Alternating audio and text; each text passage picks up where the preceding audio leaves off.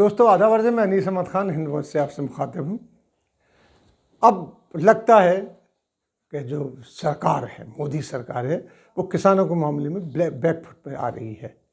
ये मसले सब बैकफुट पे आने के शुरू हुए जब गुरुद्वारा रकाबगंज में अचानक प्रधानमंत्री मोदी पहुँचे।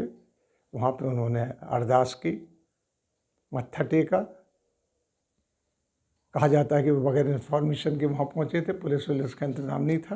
लेकिन ये हो ही नहीं सकता कि कोई प्रधानमंत्री कहीं मूवमेंट करे और वहाँ की इंटेलिजेंसिया को खबर ना दी जाती है, अपने ऑटोमेटिकली हो जाती है। लेकिन उसके बाद जो एक 40 पेज का, माफ़ कीजिए, उसके बाद एक 5 पेज का एक इन्विटेशन 40 फार्मर्स लीडर्स को भेजा गया है, जिसमें उन्होंने ये कहा है कि अब हम लोग आके अपने हिसाब से आप टाइम दीजिए मिलने का, यानी किसान अपने हिसाब से सरकार को टाइम दे मिलने का, और उनकी मीटिंग वहीं होगी विज्ञान भवन में। और इसके ऊपर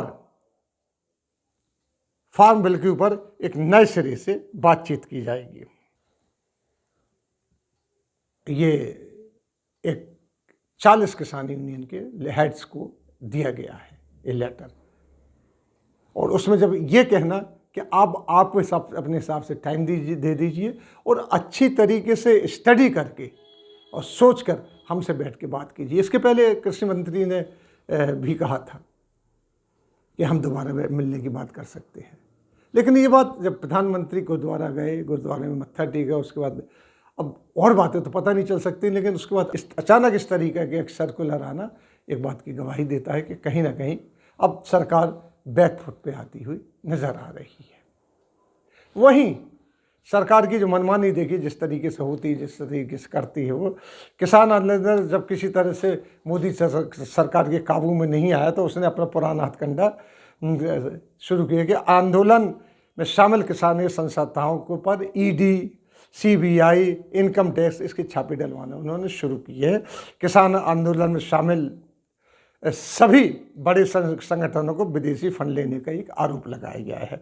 यहीं पंजाब के आड़तियों पर, यानी जो अनाज खरीदते हैं, पंजाब के सेठ है, जो भी वो लोग हैं, उनके ऊपर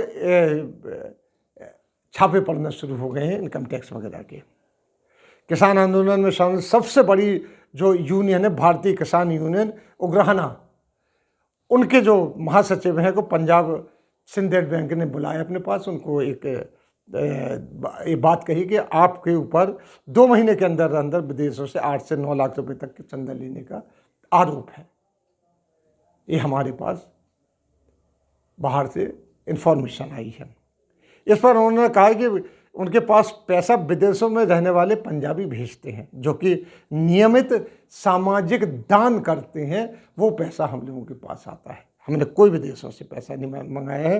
वहीं भारतीय किसान यूनियन के प्रमुख जोगेंद्र उग्रान, जिसके सबसे बड़ी यूनियन है पंजाब की, जो लीड कर रही है इस पूरे मूवमेंट को, उन्होंने कहा कि हम लोग किसी बिचौलिए से पैसे नहीं लेते हैं, हम लोग डायरेक्ट पैसे लेते हैं, लिहाजा हम उसका हिसाब भी देने को तैयार है। नहीं देंगे तो हमारे कोई कुछ नहीं बिगाड़ सकता है, और बैंक और सरकार को हमें लीगल नोटिस भेजना चाहिए जिसका हम जवाब देंगे। ऐसे इंडिविजुअल बुला के ना धमकाए किसी को। वहीं पंजाब के आड़तिया जो होते हैं, जो अनाज की खरीद फरोख्त करते हैं, छोटे दुकानदार, छोटे सेठ हैं, उनके ऊपर इनकम टैक्स के छापे पड़ना शुरू हो गए हैं। वहीं 16 आड़तियों को जो आंदोलन के बाकायदा समर्थन कर रहे थे, उनके बाद आरोप लगाया, उनको नोटिस भी भेजी जा चुके हैं कि तुम्हारे ऊपर इनकम टैक्स के छापे पड़ेंगे, आप आके अपना इनकम टैक्स का हिसाब किताब देख जाइए। कुछ के यहाँ तो नोटिस की जवाब देने से पहले ही छापे पड़ना शुरू हो गए। यूपी में किसान नेता हैं जो उनको 5-5 लाख रुपए के बॉन्ड भरवाए गए पश्चिमी उत्तर प्रदेश के किसानों से, और उनके ट्रैक्टर जब्त किए जा रहे हैं कि वो वहाँ ना पहुँच पाए। इसके बावजूद भी वो लोग बगैर झंडों के, ट्रैक्टरों के अलावा बसों पर चढ़ के मूवमेंट में शामिल हुए हैं। वहीं हरियाणा के किसानों को दिल्ली आने से रोकने के लिए पहले तो खंदकें खोद दी गई सड़कों के ऊपर, इसके बाद उनके ऊपर आंसू गैस और वाटर कैनन से हमले किए गए, लेकिन तब भी वो आए।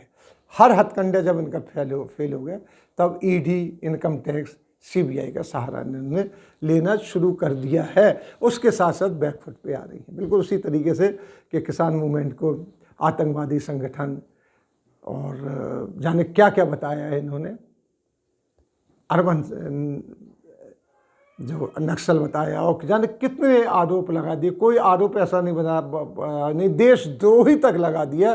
और बड़े छचोरे से लोग, कंगना रनावत जैसे लोग वही आरोप लगा रहे हैं, जिनको बड़े बड़े जो लीडर हैं वो एंडोर्स कर रहे हैं। जी वो सबसे जब हार चुके, अब उन्होंने ईडी, इनकम टैक्स और बैंकों का इस्तेमाल शुरू कर दिया है। अरे बात करो यार किसानों से, किस बात का डरना? अगर आप सच्चे हैं तो वो मानेंगी बात आपकी। गांधी जी सच्चे थे, अंग्रेज नहीं माने, लेकिन सच्चाई पे अटक रहे वो। अंग्रेजों को झुकना पड़ा और देश छोड़ के जाना पड़ा। भारत में ही नहीं, पूरे विदेशों से, पूरी दुनिया से उस सरकार का, ब्रिटिश सरकार का, जिसका कभी सूरज नहीं डूबता था, वो समेट के ब्रिटेन के ऊपर ही महासागर में अपने सिमट के रह गए।